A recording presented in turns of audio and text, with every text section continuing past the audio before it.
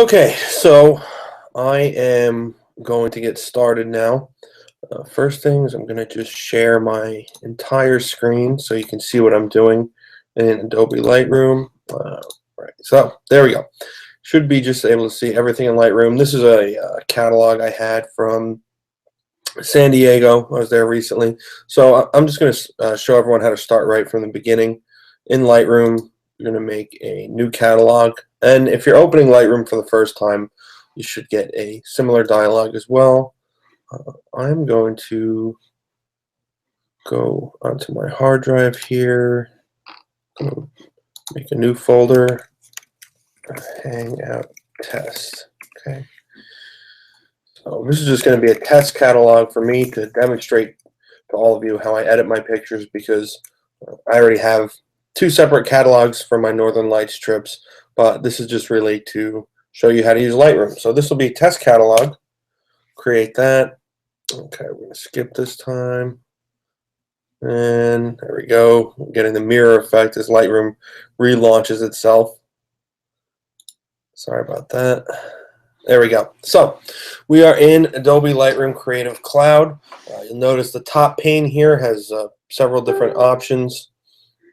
I'm going to mute my notifications if I can for Facebook, because that would be annoying. Do not disturb from right now until I turn it off. Okay, very good. Sorry about that. So when you open Adobe Lightroom, first thing you're going to see this top pane here has several different options. We're going to go Library first, and you're going to say, it's going to say click the import button to begin. Basically, Adobe Lightroom will help you edit your photos, but it also helps you organize and catalog them to a degree. So you can rate different images, you can tag them different ways. It's when you start a Lightroom catalog, it's not like going into any other standalone piece of software like Photoshop and just clicking File Open and working on one picture at a time. Your photographs typically will be sitting in one location to begin with, whether it's on an external hard drive like I have mine now, or on your computer. So I'll just show you. Click Import here, and if you're copying from a memory card, you can copy them to a new place on a hard drive. But since I already know where my pictures are, I'm going to pick a source here, select a source, other source, and we are going to transcend. That's my hard drive, and I'm going to pick Tromsø. This is for my first trip, Tromsø, and let's pick this. So then you're going to see small previews of all the different pictures that exist there. And I'm just going to import all of these again, just to show you. The cool thing is, if you want to keep adding photos to the same catalog, you will be able to have that option to import from the same folder. And let's say you already you don't want to overlap images, they'll get grayed out, and you'll see this checkbox over here, don't import suspected duplicates. So you're not going to be having multiple copies in the same catalog. Bunch of different photos from my first trip. We're just going to import all of them because I want to show you how to work on these pictures. So you click Import, and it takes a little while. If they're on a nice fast USB 3 hard drive like I have mine now, or if they're on your computer, won't take that long. Sometimes downloading from a memory card will take a little bit longer. But this is going pretty quickly. You'll see your total image count be over here for how many pictures are in there, and when it's done, we'll see total amount. And keep letting it load. Now, I see some of you watching on YouTube. I'm just going to bounce back into Hangouts real quick just to see how many viewers we have. Yeah, 5 viewers. Okay, great. Back to Lightroom. So the cool thing is, I know some of these pictures were taken with different cameras, and you can click in the library dialog, the metadata right there, and you'll see I used a Sony a7R II, a Sony a7S II, Nikon D750, and a Nikon D810. I have all the different lenses here too. Any lens with an adapter Some of the lenses I used on my Sony cameras are with an adapter, so it might show up as just unknown or 0 mm. It's kind of funny, but you'll see the list of all the other lenses here. I used a Sigma 8 mm fisheye, Canon 14 mm, Nikon 16 mm. Yeah, all of these are looking familiar. I used a variety of lenses on my trip, and the nice thing about this is that if you're looking for a particular picture, you can tag them certain ways using keywords, uh, but you can also just sort them by the lens. So let's say I wanted to see all the pictures taken with the Nikon 16 mm fisheye. We click that, and it would only be those images, and you can always undo that too. All lenses, or you can do it by date. You can see over the course of the trip we photographed on different days. If I want to just look at Monday's images, Tuesday's images, same thing, or again, back to all dates. Catalog's almost done loading. We have 8 viewers now. Great. Happy to hear that.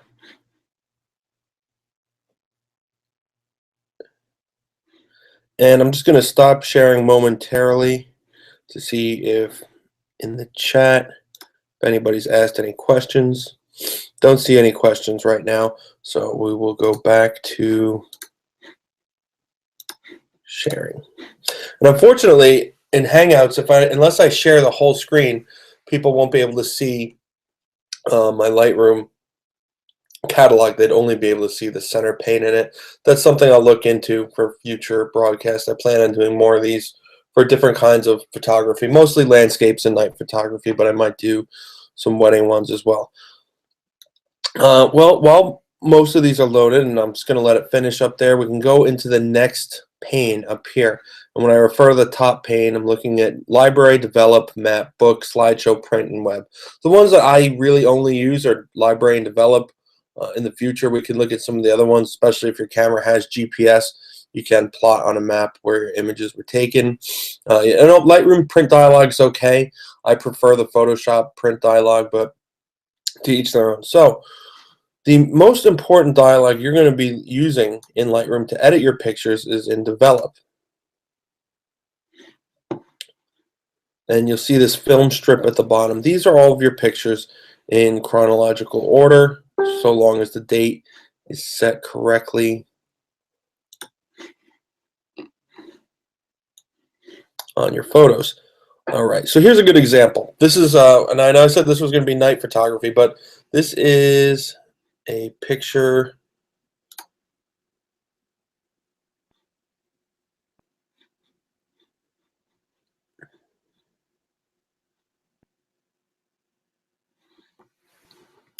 Not seeing all of them, but well, let's skip that for now. Sorry. You'll see it all in chronological order again. Yeah, it's kind of hard if you put all your photos in one folder to. Here it is. Edit them. Yeah, I got a little mixed up. Sorry about that. But I want to start with this one right here. So the mountain. This was right when we got to our hotel in Tromsø. I went upstairs to my room and took a picture. Sorry, just taking a drink. Took a picture right from the window, my hotel room. Pretty nice view to have. But, you know, it's not the greatest picture right now. It looks kind of overcast, hazy. So we're going to go into Develop pane here and start working on this picture immediately. You'll see on the right side here all different controls for, and we'll get to each of those as I edit this one picture and as I edit more. You're going to have temperature controls, which I'll show you right now. Warm, cool. That's the great thing about shooting raw. And you'll see up here my file name, my settings, and what lens I used. You can toggle through that by pressing the I key. You can make it go away completely. If you just like to have the photo, you can hit it again if you want to see the resolution of the image and the time it was taken.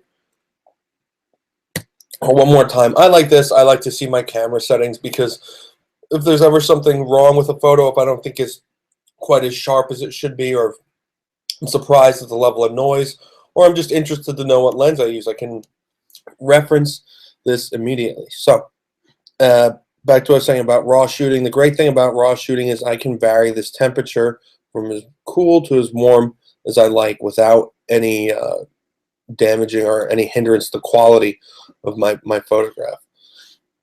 So we'll see exposure, contrast, highlights, shadows, whites, blacks, clarity, vibrance, saturation, a tone curve, which is a little bit more advanced, but you can do some great things with that too. And each, you can actually adjust the hue, saturation, luminance of each color channel in the image. Again, a bit more of an advanced technique, something I use sparingly, but occasionally for landscape photography, you really do want to fine tune your image. And that's a good way to do it. One of the first things that I do. We also have sharpening here, lens corrections. Don't always use that, but the great thing about shooting raw too is I can click that and see it corrects slightly. There's a little bit of distortion and a little bit of vignetting on the edges. So that makes it look nice. Just fixes it. Dehaze, which is really nice. Grain if you want to add grain to your photo, but really I'm just going to be showing you the practical things that I use. One of the first things I do for all my images is I go right down to the bottom here. When you import your images into Lightroom, one of the things that Adobe does, unfortunately, is converts everything to their color profile called Adobe Standard. I can make images look good in that color profile, but I prefer for it to be more similar to how I shot it. I usually shoot on these kind of trips, camera lens, vivid, but you can see how it changes just slightly. But that's how the camera looked immediately coming out of my camera. That's why a lot of people, too, when they're working with Lightroom for the first time, like, oh, this doesn't look how I shot it. Well, it's because it isn't how you shot it. This, or any of these in-camera settings, and if you're Canon or Nikon, you'll have different choices here, or Sony, because you'll see later I did shoot some on Sony as well. All right, so I'll work my way back up here. One of the first things I notice about this photograph is does have a bit of haze in it, so I'm going to boost that dehaze. And a lot of times what I like to do with sliders to find the right spot is I'll drag it all the way and I'll drag it back down all the way and I'll go back and forth like this. I know it seems kind of silly, but just go like this to get a nice like happy medium right there. And we'll come back to it if we need to, but I would boost the contrast, and it really does kill the haze, adds a little bit of saturation, almost like a polarizer. I know it's not a polarizing filter, but adds a little bit back there. And if you go on the left pane here, you have a bunch of different presets. We're not going to get into presets today, I don't think, even though I do have some presets I use for auroras, but we'll maybe get to that later. But what I really like here is the history on the left pane. I can go all the way back to when I first imported the picture and it looked like that, and every single step I've taken. So there we go. Now I'm going to go back to the top after I've applied a little bit of dehaze. This particular image I feel like I can do so much with in terms of the white balance. There's really not a right or wrong. Right now it has a nice blue sky, but one trick I want to show you is if you hit the W key on your keyboard, it brings up this little eyedropper, and you can tell Lightroom what should be white in the picture, meaning what should look white. So if I click on this little you'll notice the shadows are very blue in this image. So if I click there, it will warm the image up quite a bit. So from there to there, I like that. It gives a nice impression of the warm glow we had throughout the entire day. The days in Tromsø are very short during the times I was there. I was there in early February and in early November. During both these months, during the time I was there, it was very short days. So you would wake up at 9 and see the sun just coming up then, and it would never really reach the high point in the sky. There was no such thing as a high noon. While we were there, the sun kind of just rested low in the sky, even though it was mostly cloudy while I was there, so there wasn't too much sun, but it looked like sunset for the whole day. So it was beautiful for picture taking opportunity. So when we got there, and this was at 7 a.m. Eastern Standard, so it was early afternoon there, and it looked like sunset. It's beautiful. So if you want Lightroom to auto adjust your exposure here, you can click auto. Generally, it's it looks better than from where we first started, but it's not quite where I want it to be.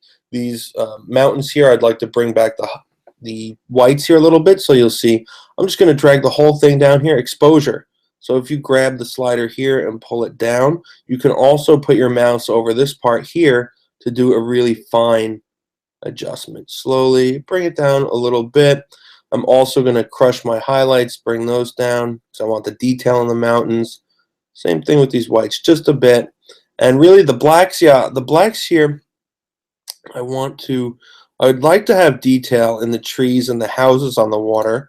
You can see that. And anytime you're navigating a photo and develop in Lightroom, you're going to have the magnifier. Let me just check back here. All right, still have 8 viewers. That's great.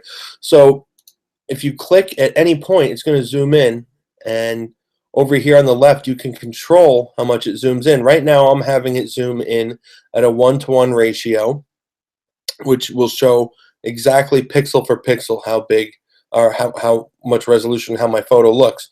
We can also do 1-to-2, which is a little bit pulled back, which is, you know, despite what some people will say or people will like to pixel peep, 1-to-2 is generally pretty good to get a good idea of how much clarity and resolution your image has. Most printers cannot, even very high-end printers cannot reproduce past what you see at 1-to-2, but people do like to check at 1-to-1 for sharpness and details. And when you do have a high megapixel camera like the D810, it is cool to be able to zoom in and see nice and close. Okay, so back to this. I like to use this clarity slider. Now when you're new to Lightroom, you'll probably overuse the clarity slider a little bit. It's a very cool effect it has, and for landscape photography that doesn't necessarily, you don't want to drag it down like that. It looks, you know, that might be for portraits or blurring a background, but yeah, the clarity slider, again, it adds a little bit of micro contrast and bite to the image. I'm not losing anything in here. I'd actually like a little bit warmer too, I think, so that's nice. I like how warm it is here, but I'd like the sky to be bluer, and we'll get into that later. I also would prefer these, even though I want detail in the houses and trees here, I'd prefer these shadows to be a little darker, which leads me to one of the most important tools that I use in Lightroom for editing landscape photography is the selective editing. I'm just going to check. I think someone may have sent me a question or a comment.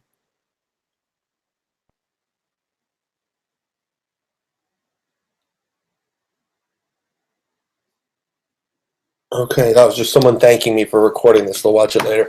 Selective editing. You'll see up here a bunch of different tools. We have this for cropping, which we'll show you. This picture is pretty darn straight in terms of the horizon, and I don't want to crop it, so we're not doing that now. Spot removal. And yeah, sometimes on these trips, when I'm changing lenses a lot, and I do change my lenses a lot, yeah, dust gets on the sensor, and my camera ends up needing a bath, but you know, can't do that in the field all the time, so we'll have to take some dust spots out here and there. Red eye removal, gradient, which I do use a lot. But here, I'm going to show you the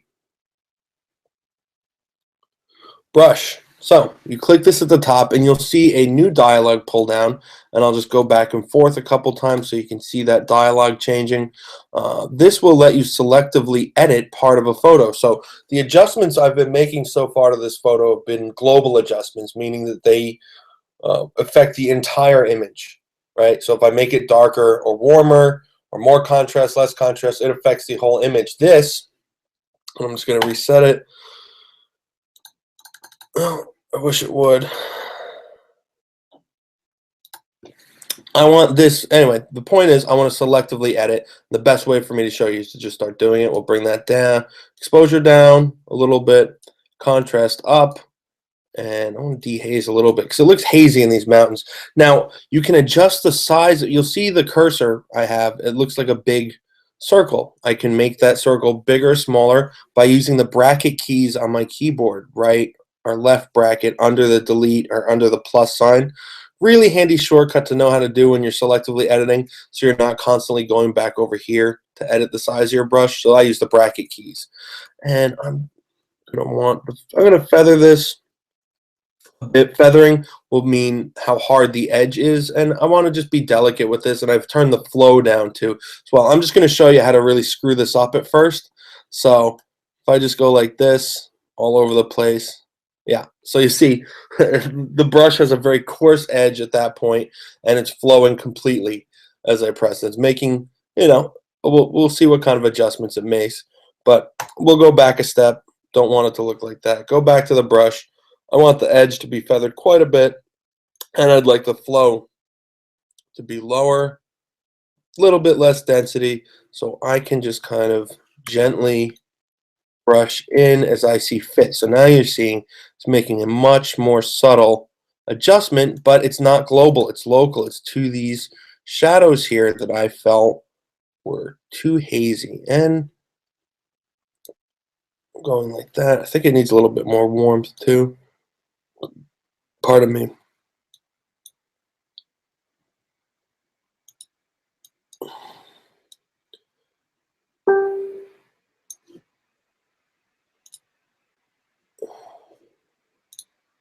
Sorry about that.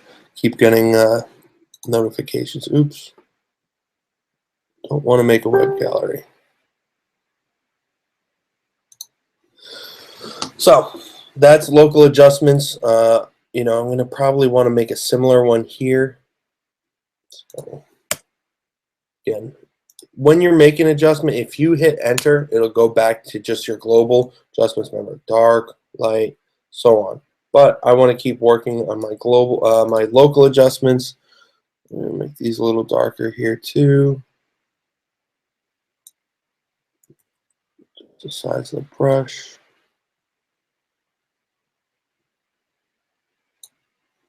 And you can do the opposite as well. I want to make a new one to lighten these hills a little bit, so I'll raise my exposure, drop the contrast a bit, lower the dehaze. I don't really need it.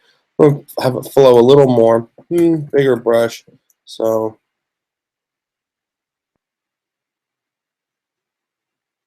yeah, you can see as I like to go like this sometimes, making little circle motions with the mouse, because then it'll look, you know, a little bit less, almost like, you know, it'll look like painting a bit. So I'm raising my exposure there.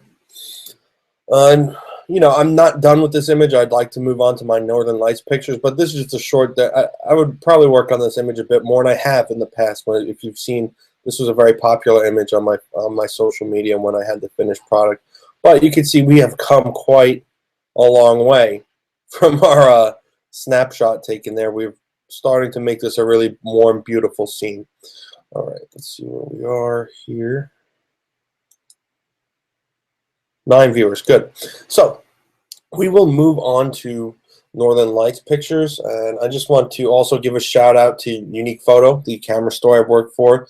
They were the one that gave me this great opportunity for my first trip, and really pushed me and motivated me to keep shooting landscapes and getting into this kind of photography. And I also get all my gear there, just giving them a little bit of a plug. Really great place to work for. And we'll be doing another Northern Lights trip in October, and I'll post more details about that on my Facebook page later. So picture of Terrence at the hotel giving out our vests. But let's get into the Northern Lights.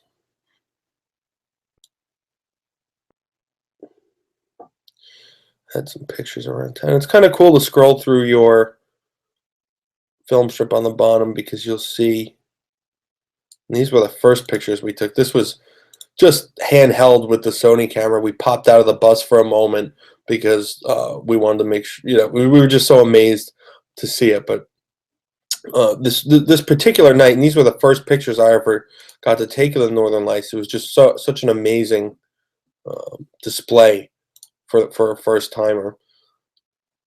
So these are some basic images here. One way I check sharpness on Northern Lights images, and I'm going to get out there, is you want to see how small the stars are. And this is a pretty sharp image. This was taken with a Nikon 20mm 1.8 lens. That's one of my favorite lenses to use for aurora photography. I'm going to skip ahead a little bit.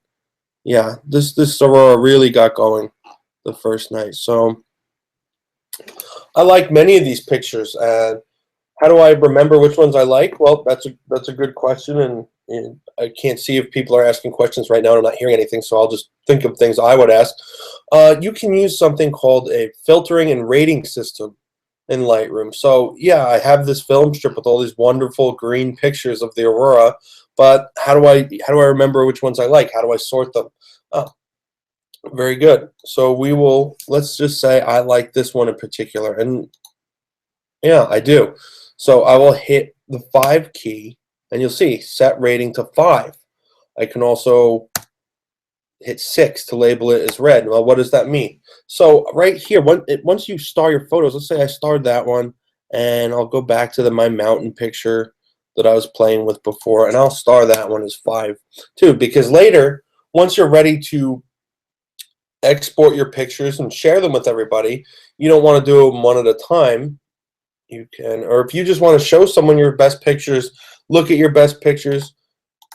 So then if I click the 5-star there, it's only going to be showing me 5-star images, meaning, everyone has their own relative rating system. I know a lot of guys, while they're guys and girls going through their images for the first time, will do a 1-star or bust kind of thing. They'll just 1-star every image that they like right away. Or some people, like I'll tend to have a catalog filled with 5-star, 3-star, 4-star images, because it helps my editing process in terms of picking out my best images. So let's just take another random one here, and not going to even look at it really, just going to hit 4, because what you can do with the rating system is have it show 4 stars and higher, 3 stars and higher, and you can edit here. You click right there, equal to, let's say I only want to see 4-star images, then it'll just show me this one. Only want to see 5-star, but it's really helpful for editing your images down to the best ones, is to show, let's say 4 stars or greater, so I'm only going to be looking at my top images, and then as I go through them, maybe I decide I don't like this one quite as much, but I mean, I can make this picture look good, even though it's crooked and kind of hazy right now. Well, I'll hit 3 and make it go away. I decide that's only an average picture. I don't want to be looking at it. You can customize these all sorts of ways. You can hit X to reject it, hit U to unreject it, and later on, if you do want to delete a bunch of pictures, you can have it say delete all the flagged pictures. I'm not going to do that right now because I don't want to delete any of these pictures immediately, but I can get into that a little bit. So this is what we all came here for. We're going to be editing a Northern Lights picture in Lightroom. We'll take the ratings off, and just so I can compare it to ones next to it. I'll check the sharpness.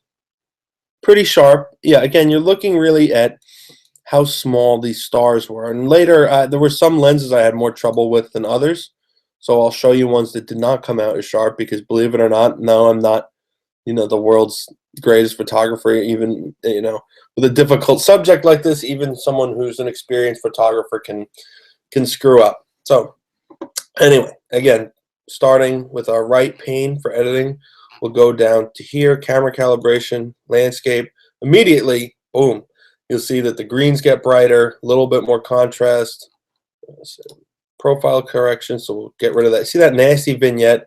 Again, it works for some images, and sometimes I leave it just because typically my Northern Lights are in this middle part of the image, and it frames it nicely. But, let's correct that for now. And this was shot at ISO 2500, so yeah, I am going to do some noise reduction at the end of this image, because you'll see at 1:1, and especially after editing, because once you edit pictures in terms of exposure, you'll add more noise. This noise reduction will come in handy later. We won't do that till the end, though. It's just the way I learn. You'll see this funny looking thing here up at the top, histogram. Will show where on the image there's black. So if I hover over there, that's the areas that are completely black and have no detail. Conversely, well, it would be hard to make this image have no detail in the highlights. But you can see a histogram, and I can explain that more another time, but you'll see it changes as I edit the photo. This is going to be dark, blacks, shadows, exposure, highlights, whites. Just this gives you a nice reference point. It's not to live by necessarily, but it just gives you a nice idea of how your image is looking. So I like to darken this a little bit, and I will hit auto just to get a starting point. You'll see it'll make the image look ridiculously overexposed. So click back. Yeah, that looks nice. That's probably a good level. I like the way the aurora looks right there. We'll add a little bit of clarity, just to give the stars a little bit more edge. Vibrance and saturation. You see that will make the colors more intense. But the aurora is so intense, and I've already put my camera profile, the camera landscape, that I don't think I need to add any for this particular image. And we have the black levels. I like to keep the black levels down for globally because that really makes the aurora pop out more in the sky. See that? So again, it's all about finding a happy medium. Now the foreground's way too dark. So what I will do is I like to see the detail of mountains there. What I'm going to do is use a gradient. You saw how I used the brush before for brushing in certain areas, and I will do that to this image as well, probably just to get a little bit of that snow on the mountains to pop out. But we're going to use a gradient. It's this one right here. If you're familiar with graduated neutral density filters, it looks like a filter, a graduated filter. I'm going to grab that, and I'll make my adjustment here. I want the black levels down, exposure down just a hair, just a little bit. Contrast, we'll leave it alone. Zero it out. Dehaze, same thing with dehaze. This image really doesn't need a dehaze based on the other tweaks I'm making to it. So you see my cursor, I'm going to drag down from the top while holding shift. And you'll see it's making the sky darker immediately. Now, why do I have this option to make it either more or less? I'll show you. It's not just the amount that it's reaching down, but it's how much of a gradient it has. Right now, this is a pretty big gradient. You'll see it's a smooth transition. If I ever have a picture where it's just a horizon of water to sky, I can make my gradient. Again, I'm holding down shift because that'll keep it straight. If I want it to be not really a gradient, but just like a hard edge like that, you'll see how that's more of a hard edge. I do have these mountains here though, so I don't want to give it such a hard edge, but you do see that makes the aurora sky there look quite nice. I'm going to give it a little bit more gradation, just pull it down there and probably back it off just a little more. Yeah, that looks nice. I like how that looks quite a bit. We're getting there with this image. This is really nice. I'm going to pick. Now, white balance with the aurora is one of the more difficult parts because, yeah, this looks cool. This looks similar to what I saw in person, but I can, again, use my white balance trick to grab off there. And you'll see that just changed the image entirely. We went from having a black sky with just a green aurora to now we have a little bit more of a purple sky, and it really makes these red auroras stand out more. These little dancers we have right there now are really popping out. But and I'm partial to having that effect. It looks almost like an apple background would look like, majestic looking. Some people are scientists, some people are artists. What can I say? You know, some people really want it to look exactly how you saw it. You know, there's always a happy medium though. I can drag this. You'll see the difference if you look right here on the Kelvin number of my white balance when I go back and forth. Just that little adjustment though makes a huge difference, and you'll see it's mostly in the magenta tint here. Let's see if we have any questions. No questions. Still 9 viewers. That's good. So I'm going to go somewhere in between. I'm going to bump this magenta back down just a bit, and I'll bring the white balance back down just a little. So I think that's a nice happy medium. You're getting a little bit of the purple. You're still having the aurora stand out. See, from there, yeah, to there, to there. That's nice. You know, I really do like the way that makes it look. So I'll just go a little bit more. I think globally, yeah, we could be a little brighter, right? And yeah, this is looking good. I'm also going to do a gradient on the bottom. And this one I can do a hard edge because I just want this one, and it's going to look like I'm making completely black. I just want this one to bring up the water just a bit. And you're going to see that will add a bit of noise to the water by brightening it, just because we're already at a high ISO, and brightening it at high ISO will add noise. But I wanted to just have a little bit of reflection showing on the water there. And again, from there, there. Good. And I'll bring it down. I just want it to be ever so slight, so I'm going to adjust it a little more. Another good point. You'll see when I click the graduated filter here, these two circles pop up. When you make a local adjustment, you can always go back into it and change it by clicking on the circle. If I hover my mouse over it like this, you'll see that the area that's masked or being affected is shown. So I'll have that. Yeah, again, the hard edge, because that's just the water, and the more graduated edge because we have the mountains and stuff there. I wanted it to look more natural. So if I click that, I can always go back into it and edit it however I want. Don't want to do too much because I liked how it looked, so I'm trying to do that. Just wanted to show you. And this one too, again, I wanted to make it ever so slightly brighter. You know, one of those picky things. So I want to brighten up these mountains a little bit too. I'm going to use the brush, how I showed you before. And anytime you have an adjustment, a local adjustment brush up, I can hold down my space bar and you'll see it'll just turn into the magnifier. So if I click, go in there. And for this, because another reason you might want to look closer, your image, is because if you're making a really fine local adjustment like this, I can zoom in even more.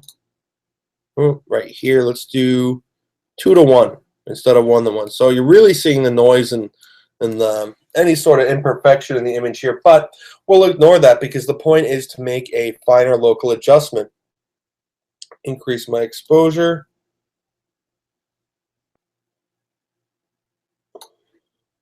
Make my brush a little bit bigger here. Increase the flow because I know. And just painting in. Again, you don't want to add too much noise. That's the tricky part about all this, is being able to make these fine adjustments without adding too much noise to your pictures. And may have done that at this point, but we'll see.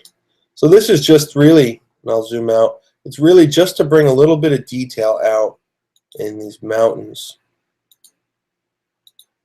You don't want to do too much because then it looks too edited. But I like to just have a little bit of detail on there.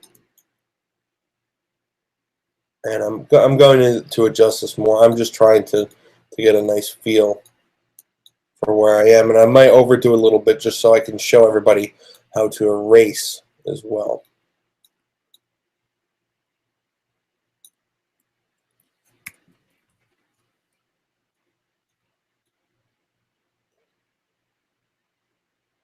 And as I paint, I'm lowering the size of the brush. It's amazing, really, what your camera can see and what kind of details you can pull out. Even if I'm not going to keep it quite so edited, it's just really cool to see what you can do in terms of image manipulation. With what was a seemingly black area in the image, all this mountain detail is here, albeit with some noise. But I'm really able to finally paint in exactly what I want. And I get my computer fans turning on, so pushing itself to make these zoomed in adjustments. Might be time to upgrade my computer. Now, yeah, I've overdone it on purpose. I'm gonna click erase here because I would like to erase a bit. Again, lower the flow, increase the feather. Would like to just erase a little bit around the edges here. Yeah, I did do a little too much.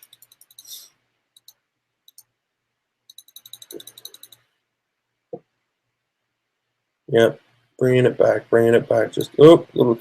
So I'll bring that down. Yeah, so you can see what I did was I really just added a little bit of a highlight on this mountain so you could see what it is. Conversely, if you wanted, you could make it all black and make it look like a silhouette if you'd like.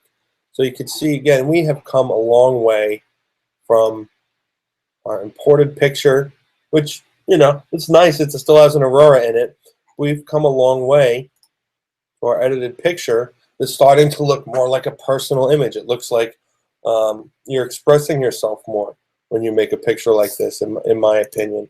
And we're up to 10 viewers now. That's good. So, yeah, I've added quite a bit of noise, though, in some of these areas from making edits, and that's normal. It's part of the process. And I'm going to look at this at 1:1. Let it load. Yeah, so I've added some noise here.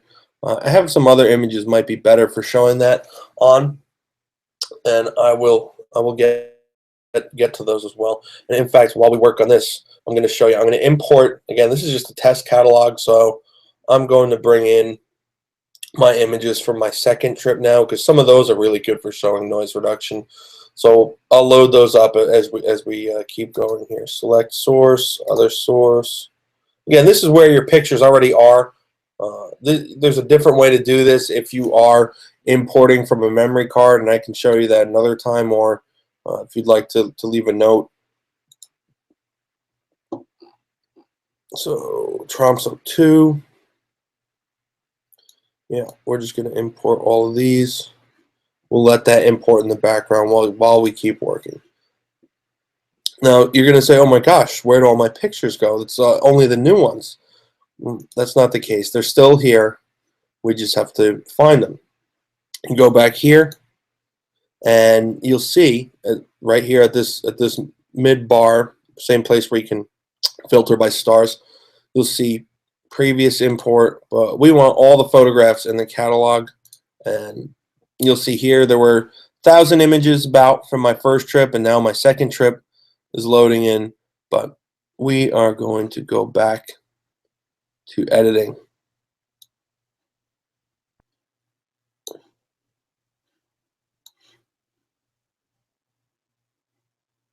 All right, let's see. Another image to pick out to work on.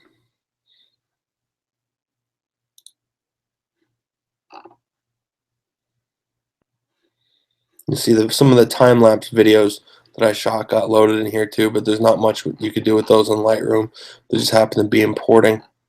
Yeah, all right, here we go. Let's pick out a fisheye image, because a fisheye lens is really nice to shoot the aurora with, but sometimes you don't always want that strong of the curving on the edges, so I'll show you how to fix that and edit one of those. So I'm going to go back to library, go to metadata, and I know that the 16mm is my Nikon fisheye lens, so we'll click that, go back to develop. So now I'm only looking at fisheye pictures. Now, let's see. Some of these I took, and some of them were shots that my mother took on our first trip, because she came with us and had a good time too.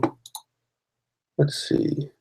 And actually, in this picture, in some of these pictures, you can see everybody from our group.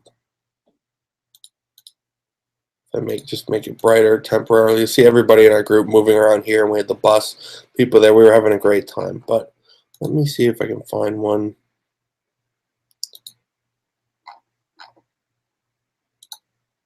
With some really nice aurora.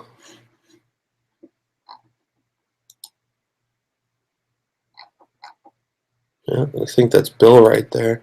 Yeah, there's Bill in the corner.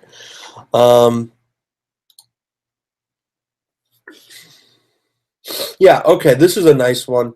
A couple of these are nice right here. This one is a simple fix, because I was shooting pointing straight up into the sky, because we had such amazing activity going on from horizon to horizon all around us, that I figured, why not I just put my camera straight up.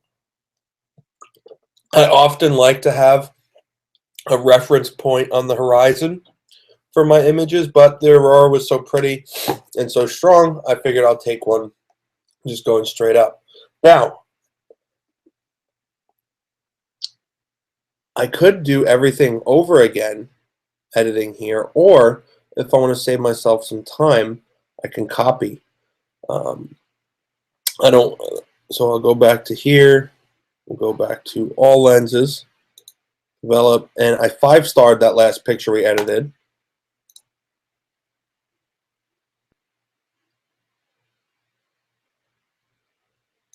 This one right here. Those are some of my pictures from the second trip. Yeah, this looks like a pretty good edit for that particular night. So what I'm going to do is I'm going to hit Command C, or if you're on Windows, Control C, you're going to copy. Now, I don't want to copy the local adjustments because those will be different for every picture, but I will copy everything else. And now we're going to go find that fisheye picture again. 5-star. And you'll see how you know, after time it gets so easy to really poke around and navigate through your catalog in Lightroom. Wow, there's such strong auroras that first night. Unbelievable, really, display to see in person. But now we're back here, and we've copied those settings, and now I'm just going to paste it onto this image. And wow, look at that. Boom. It did all those steps that I had been doing before that quickly. I pasted it on there. And one of the things I'll show you that's really cool, you'll see that the circular part of the fisheye went away and it became a rectilinear image because the profile correction for the Nikon fisheye lens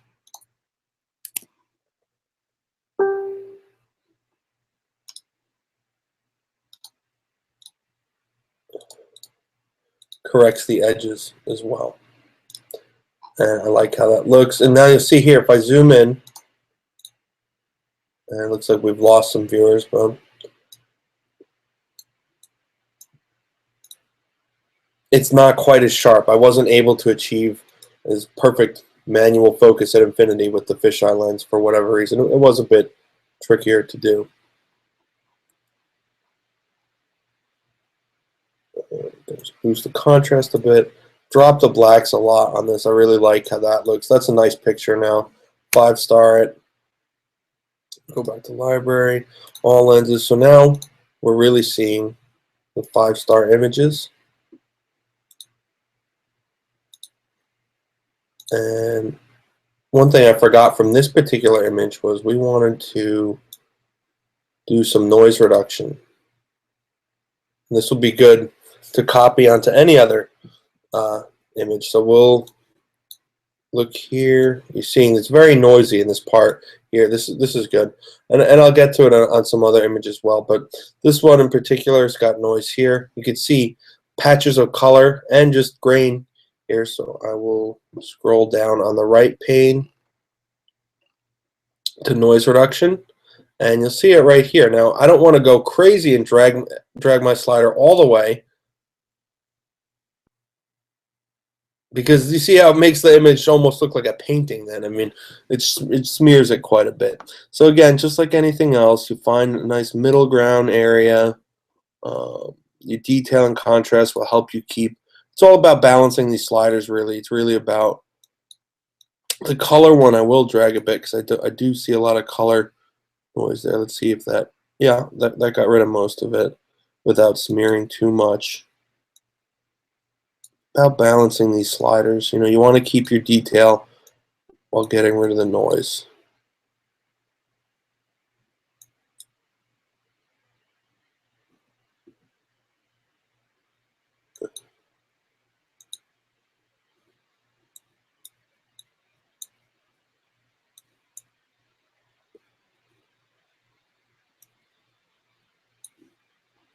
And again, before, very noisy, less noise. All right, so this is a nice picture. Make it a little dark, a little more contrast. Yeah, I could print this and be pretty happy with it. There's some things I would nitpick a bit more, but I could print that and be happy with it the way it is. Back up to 8 viewers. Cool. So one of the pictures, one of my signature pictures from my second trip was this image. I really enjoy the way that it came out, and let's find the raw file of it though. Boom. Here we go. So you can see it did not look like that to start. We got to this location and we were location scouting during the. A lot of the landscape pictures in Norway that I get during the day are just when we were location scouting for places to try and find the aurora at night. This particular image, I could tell the light had been really nice there, and it still was a nice scene. And actually, a family that was there with their children sledding told me that the light had just been beautiful. You missed it, but I knew it was still behind these clouds. And again, this came from that, and I have a big dust spot here. I'll show you how to get rid of by opening the image in Photoshop to just use, because this big of a dust bunny is hard to get rid of in Lightroom, but very easy to get rid of in Photoshop. And like I said, my camera needed a bath. Again, you'll see how quick you get at this too. I hit auto to start, brightens it up a little bit. That's pretty good. I'm gonna warm up the whole thing a bit by grabbing my color temperature from the mountains here, pull it back a bit. Again, don't forget to go from Adobe standard to camera landscape. Already starting to get some more color. Now, you may not prefer as vibrant as the image as I do, how I made it look like that. You might prefer somewhere in between, and that's fine too. I'm going to dehaze it. Yeah, this is looking nice. I actually would like to have an edit of this picture just like this, maybe a little cooler compared to the warmer one. But again, you can always change your white balance by hitting W and clicking on a spot. That's nice. Clarity boost a bit, add a little vibrance. Yeah, it's really starting to come to how it was. I'm going to gradient this as well. Excuse me, brighter. I want it to be darker, just a little darker. Contrast, and see, it does add noise if you do too much. A little dehaze there. We'll drag this down. It's really amazing what you can do with each image to make it its own, give it its own character. This one, you know, maybe a little too much. Maybe I don't need the gradient, but at least you can see what it does to the whole image there. You know, it's just such a slight adjustment I'm looking for here. Yeah. The dehaze is what's making those clouds really dramatic. Pull that back just a bit. Yeah, that's good. I'm liking this. That's nice like that. Really, again, you saw how quickly I went from that to that. And everyone won't prefer such a vibrant image, but that's the great thing. Is that right here? I want just to go back to how I shot it. Well, that's too blue. Let's go to auto, see what that says. Yeah, I mean, you can really go anywhere in between on here. This is actually, this is quite a nice color right here. And I'm a 5-star this, and oh shoot, sorry about that. I'm going to rate this as a 5 as well. Now, I want to get rid of this enormous. This is an enormous dust spot on my sensor that I would like to get rid of. There will be some smaller ones in the cloud here, because I know that after a couple days of shooting, my camera did get some dust spots. Don't see any immediately, but let's get rid of this big one. So if you've installed the trial, or if you just own the photographer's package on Creative Cloud, I actually have to update my Photoshop, but you'll have both Photoshop and Lightroom. So you right-click the image here, edit in Adobe Photoshop. Okay, open anyway.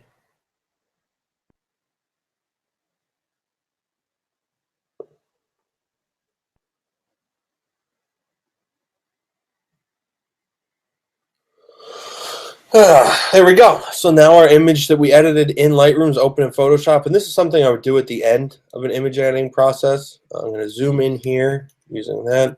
Hit the J key to bring up spot healing brush, and you're going to just see how easy this is. Again, bracket keys to make it a little bigger. I'm just going to follow the swoosh of that dust.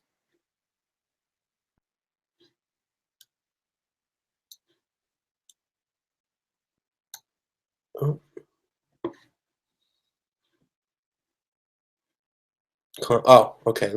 Sorry about that. You want to click content aware up here. This was using proximity match. It's like, why isn't that happening? I'm saying, ta-da, my magic trick's not working. But yes, content aware, and voila, a little bit there. Yeah, and now it's not there anymore. You see, when we opened it, we had the dust spot. Now it's not there. Back off, and yeah, beautiful. The dust spot's not there anymore.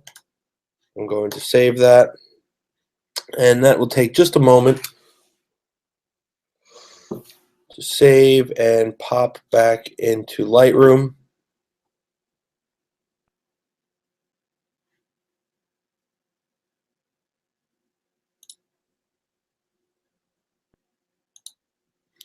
Yeah, and there we go. So now we have a virtual copy as a TIFF, which is a non-destructive. Great, you could save a JPEG from a TIFF, no problem, not lose anything. And there we go. We have our slightly cooler version compared to my original warmer edit. You know, I'd cropped it a little bit too with my warmer edit, but that was nice and painless. You can always go back to your original too if you'd like to take steps back. Maybe you like one like this. Now would be a good time to show everybody how to export a photo, because let's say you want to have a cooler version of this and a warmer version right away. So you can drop down the cooler. Let's go here with the one without the dust on it. Go cooler. And let's say this one's a little brighter too, right? Someone, you like the picture like this. I don't particularly like it, but I'm just showing how to do two things. So you've made all these great adjustments in Lightroom, and you want to start showing the world your work. You want to have some files to send people. Well, you can play around in Lightroom all day and make your pictures darker, lighter, do whatever you want with them. But unless you save them as JPEGs on your hard drive, they'll just be, you know, Lightroom is basically a catalog browser, and it makes non-destructive edits to your images, but it doesn't save those edits onto the files. It saves the edits themselves are saved in the catalog, which you'll be able to find on your computer. I'll just pull this up here as a LRCat file. You see I have a bunch of different LRCat tests and different things I've done. Those LRCat files, the great thing is that the edits are only saved in there, so your actual pictures aren't being edited. But again, if you want to show them to people, you go to File, Export. We'll pick the folder, and this is a Norway prints folder I have on my desktop. I like it there. You can rename it if you want, any number of ways. You know, this is something really good for wedding photographers who want to number and name their photos a certain way. Any kind of photographer, really, but I know for my wedding photos, I do rename them that way sometimes. Yeah, edit 2. You can make edit 1, 1 of 1, custom text. Norway edits. So here, if you don't want to resize the picture, you just want it to be full res, you leave it, don't resize it. But I want to send this picture to someone in an email, so we will make it 72 dpi, and we'll make the long edge 2040. A good tip: anybody posting photos to Facebook, these are the best settings to use so that Facebook doesn't compress. And I mean, Facebook always will compress and make your pictures look a little bit crappy, but if you were posting to Facebook, these are good settings to use. 2040 on the long edge. You can put in custom dimensions. You can make the short edge. You can even make it a certain amount of megapixels to downsize the pictures. But I like to use the long edge for web, 72 dpi. You can include all metadata. You can remove it, whatever you like. You can put a watermark on your picture, which I typically don't use, but if you'd like, you can put in a watermark here. It'll have your name, and then you can kind of make it as big as you want. You can move it around. Again, I usually don't use watermarks for my picture.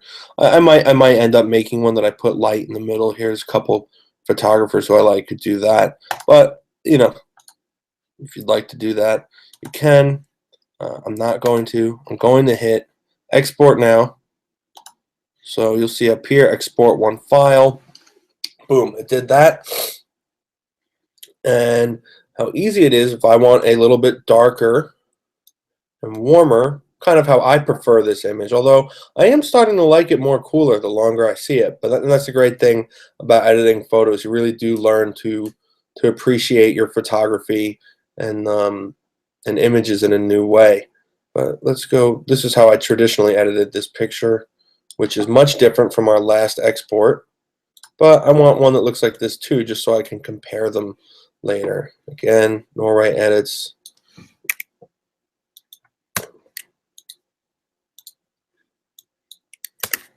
And this general renaming is good, or if you were doing exporting more than one image at once, which I can show you later or in another session. Long edge again. So now I have JPEG files of both edits of this picture, which is pretty cool. So I can show some this way or this way. I really do like it better this way. All right, so let's go. I'll do one more Northern Lights picture for tonight, and then we'll be at about an hour. So that'll be probably a good time to cut off this video, and we'll do another session at another time. I didn't realize, doing all this, figure, oh, hey, I'll do it in 1 hour, just be done. But there's really so much to do, and you can really start to appreciate how much time goes into working on your photographs. That's why the shortcuts, like the copy and paste settings, you can make a preset if you want. Let's find, we'll do presets next time, but let's find one more Northern Lights picture that was very popular. It's from this night, but it wasn't this one. That one's not even in focus, but let's see. A good one to work on.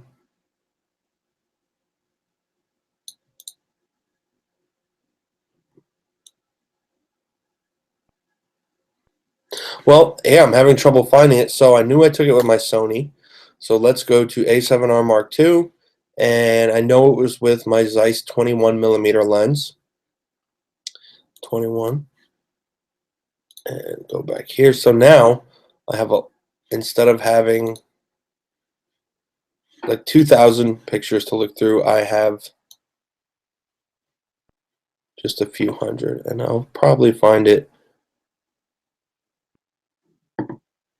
Yeah, it's right here.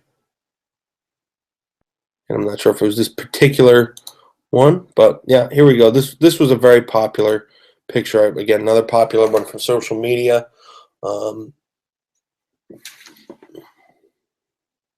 This is a good one to show noise reduction on because it was a bit dark to start.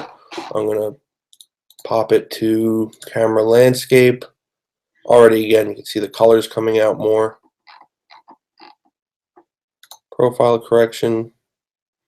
Didn't make a big difference there. Just a little bit of that classic mustache style distortion some wide angle lenses have. But overall, really had a good time shooting with the Loxia 21. Go up here again. Click auto just to get started. Way too bright though. Bring that back down. Yeah, getting some nice color here. Now, one of the biggest struggles in editing Northern Lights pictures is you'll see the sky looks like good color right now, and it's not even so intense in this image. There's other images I can show you at another time that have a much more intense variance in color temperature. The sky looks right. That looks pretty much how I saw it, and it was an awesome display to see these I call them spikes when they have kind of this edge to them that you can see these spikes coming up over the mountain, and their color is correct, but the mountain is orange because even though you think I'm in the middle of nowhere, there's still people that live there, and the luminance on the mountains is from other areas of light pollution. So I'm gonna grab I just rated it as a 5.2. If I grab this and hit right there to make the mountain a neutral color, I lose that brilliant, really red magenta I had here, and the sky loses it loses its glory, in my opinion. That's really what I saw. But if I correct for the mountain, well, it really doesn't look right. So this is again where selective image editing in Lightroom comes in handy. Brighten just a little bit. Contrast boost, yeah, I like that quite a bit. Clarity. And this image was not hazy at all. I don't need any dehaze. But yeah, and it's amazing how much more the camera sees in our eyes. This is a nice sharp picture with the small pinpoint stars. The camera's picking up so many more stars than the human eye could ever hope to see. And unfortunately, I've started reading some astronomy textbooks and magazines, but I'm not quite there on placing what constellation is what. But you can really see all these stars, and it's really wonderful. So back to local adjustment brush. I'm going to make this brush pretty big to start because we're painting in a lot here. I'm going to bump this exposure 1 and change. Contrast I don't need. Black levels. Clarity's fine. Don't want to dehaze. I'm just going to start brushing in to raise the luminance here. And you're probably thinking, okay, but it's still looking orange, and we're talking about getting the color balance correct. I just want to bring the luminance up a bit. I like to see how that looks. And you're adjusting. I'm adjusting my brush size as I go because that helps me work more efficiently. I have less erasing to do later. I just went over the edge there a little bit. I'll take care of that later. But yeah, just getting nice.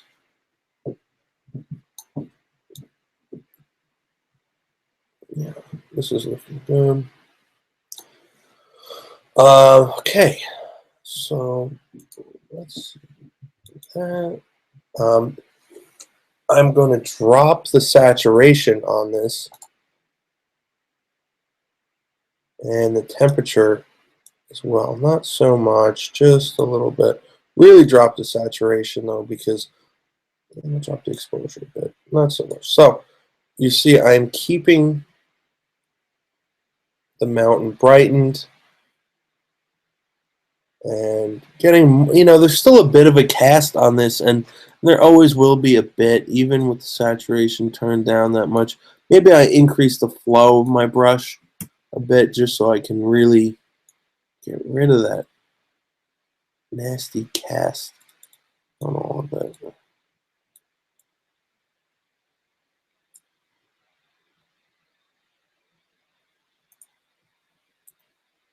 Yeah, maybe minus like 6. And let's see, again, just how far we've come with this one image, starting like that. People ask me, when the people see my finished pictures, and they ask, "Is that what you saw?" And I said, "No, not entirely, but I'm an artist. I'm not a straight scientific documentary. But this is maybe a little bit too punchy, and it'll print a little bit too dark and contrasty. So I will bring the contrast down a bit. And yeah, I mean, this is kind of what I saw in person. I mean, what I saw in person probably wasn't quite this vibrant, but it wasn't this dull either. So you're always looking for that happy medium when you're editing Northern Lights pictures, at least in my opinion. So there we go. This is looking good right now. Again, I can keep tweaking this if I want, especially again, go back to your local adjustment. And I've done a pretty good job masking. Again, I went over the edge a little bit there, so I'm gonna clean that up a bit. Oops. Erase. Yeah, just clean that edge up a bit, and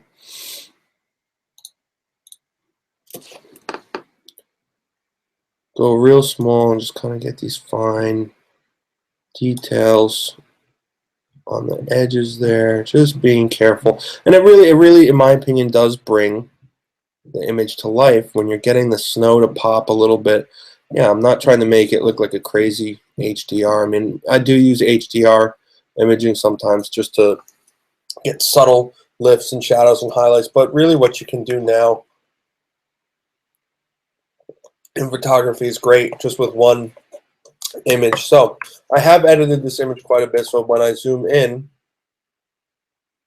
yeah, it's going to have a little bit of noise. And this is, I mean, even with the editing, this is the Sony A7R II at 3200 ISO. This is completely acceptable, and I'm actually having this image printed 2 by 3 feet to hang up at a show, and it held up quite nice. And I'm just gonna, this is the image I brought up. It's really good to show noise reduction on. We can almost make this image completely noise free. Noise reduction, we'll bring it up, noise reduction up quite a bit just to start. It looks a little bit too much like a painting. I'll probably go back down, turn around here, get some more of the contrast back. Detail.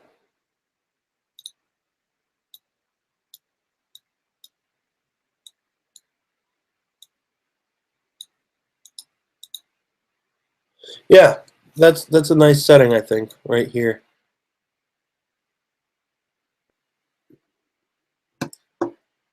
From there, this is, step back a moment. Yeah, this is with no noise reduction. You're seeing, you know, there's visible noise. Just going to some luminance noise reduction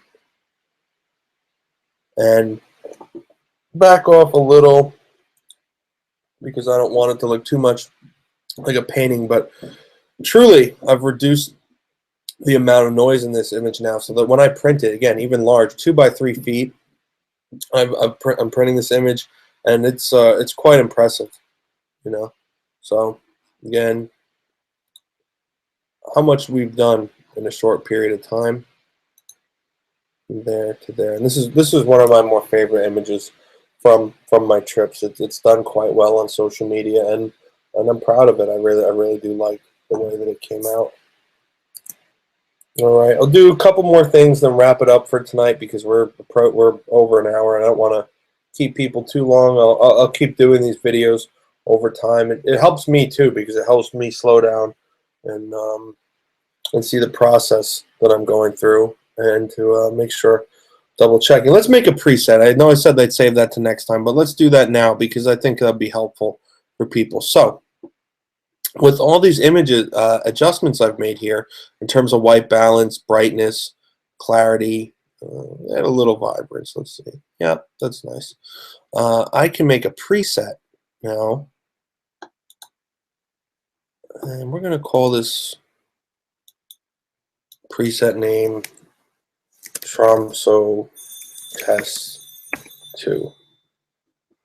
And we're going to cut. We're not going to take any of the local adjustments. I wouldn't even take the noise reduction because sometimes you're shooting at 3200 ISO, sometimes you're shooting at 6400 ISO, sometimes using one camera compared to another. You know, so and yeah, calibration will keep. Maybe not. I changed my mind. All right, so we'll create this preset Tromsø Test 2. And you'll see it under my user presets. And I have all these other Aurora ones, and they wouldn't really apply here. But have this picture here, and Tromsø Test 2 instantly makes it look a little bit better. Same thing with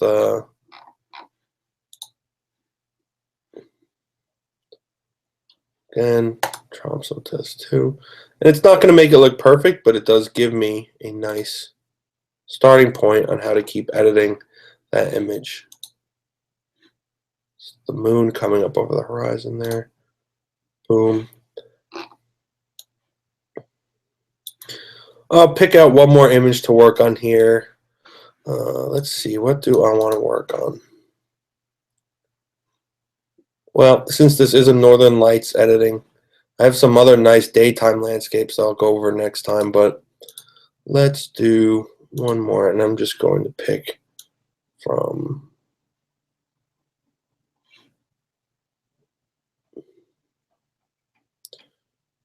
yeah, these were nice with these trees. Yeah, good enough. I like these a bit. Got some nice reds going on there. All right, so again,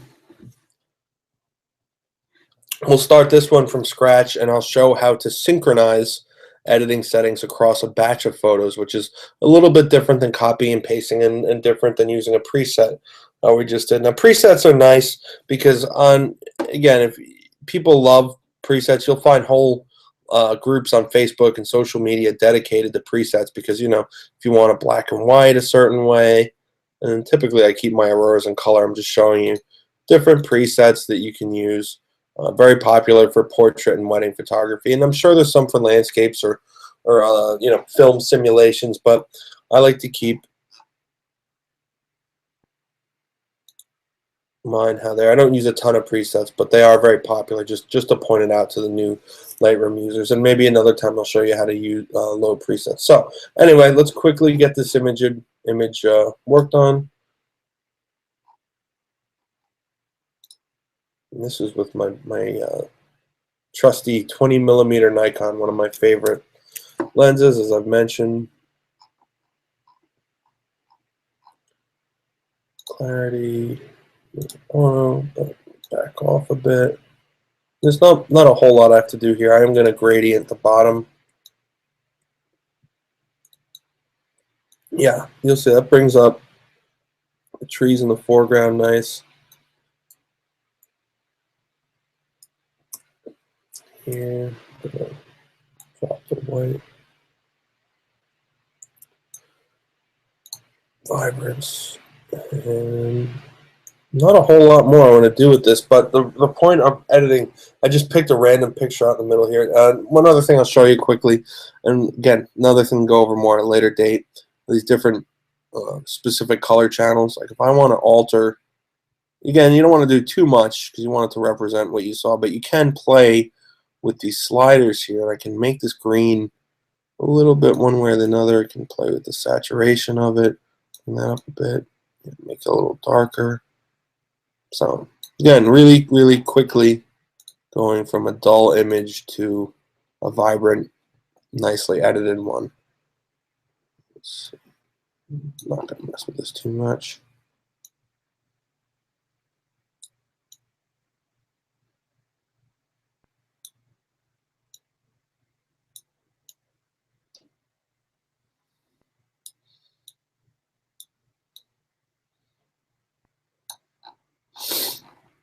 All right, so I really like the way I edited this picture, and I'm seeing on my film strip that several pictures beforehand probably could have used similar adjustments. So I'm going to select this one first, and then I'm going to select across a big swath of my previous images, like that.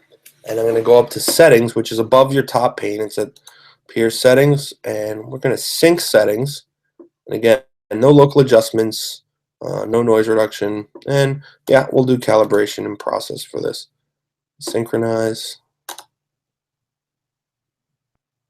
And it'll take a moment, but when you deselect, you'll see it made the same adjustments to all of these photos, which is nice. If you want to really select the best of your images and go through all of them, it's nice to see them all edited so you know what they look like.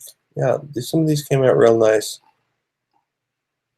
Wonderful activity this time too. Really, I'm not sure if I've seen a dull aurora, which I'm lucky for that. And this one I like. I want to get the same edits. I'm going to show you how to straighten an image.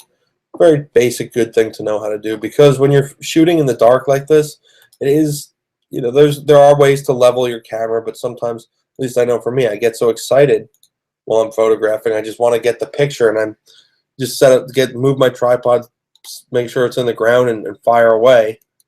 And yeah, white balance somewhere like that looks good. Yeah, this had some nice reds in it in the middle. Maybe the greens I made a little too intense, but I mean that's just how high the activity was. Gradient up from the bottom, foreground brighter a bit.